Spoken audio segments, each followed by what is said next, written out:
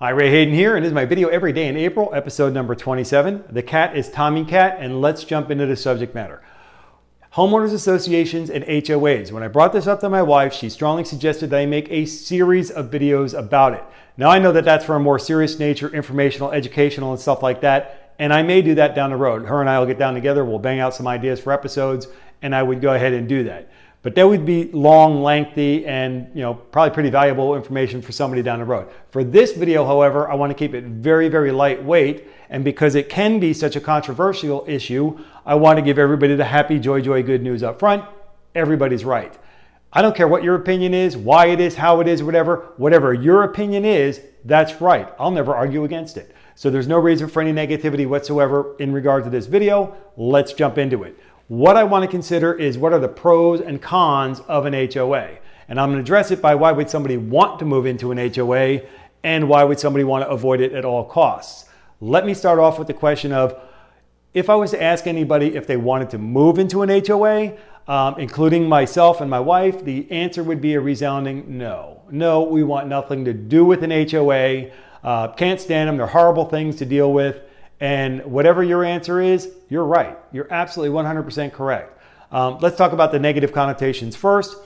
There's too many rules, regulations, ramifications for violations. You got nosy neighbors, people who are a pain in the neck. You can't do whatever you want. If you're in separate family houses and there's specific colors that can be used to paint the outside of your house, you're limited to what you can do.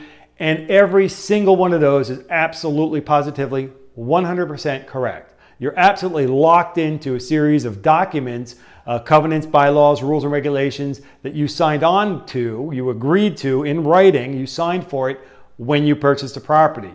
If you're somebody who's renting from somebody who owns property in a homeowners association, as the possessor of the property, you are responsible for following those rules and regulations because you have possession of the property. This isn't legal advice, this is just flatly common sense, and also probably in the covenants, rules, and regulations of the association.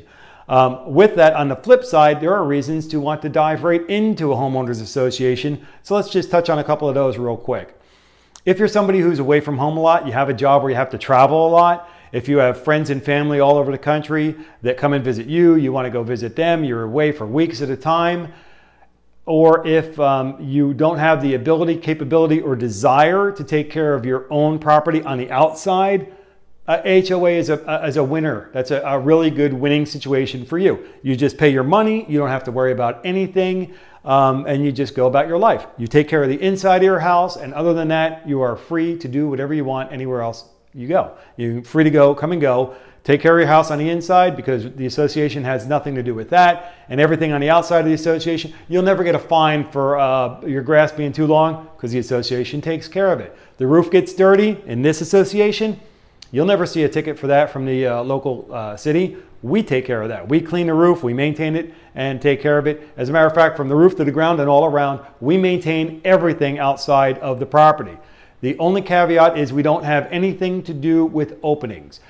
Windows, doors, garage doors, we have nothing to do with that. That's on you. Financially, that's on you. However, when we paint the outside of the property, if the painters do some caulking around windows, we'll pay for that because everybody's getting it done. It's part of the association. It's a benefit for everybody because it has to be good for everybody or it's not good for nobody. So things like that, we'll take care of those on a case-by-case basis and usually every single time. I mean, we almost never, make somebody pay for caulking or anything like that, unless they've done something to their own property. Maybe they've replaced windows or whatever.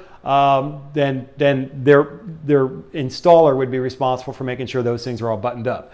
Other than that, the roof. Not all associations take care of that, but us, we take care of the roof as well. Like I said, to the roof, to the ground, and all around, we maintain the entire association for the homeowner.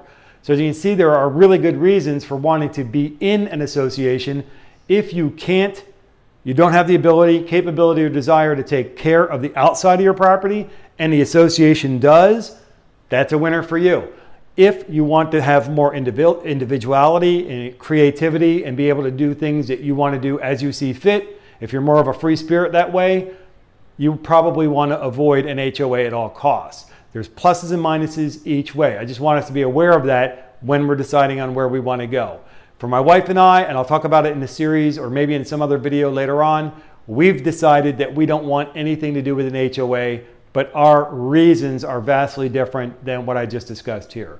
So with that, that's long enough in this video. Until I catch you in the next one, take care and be well.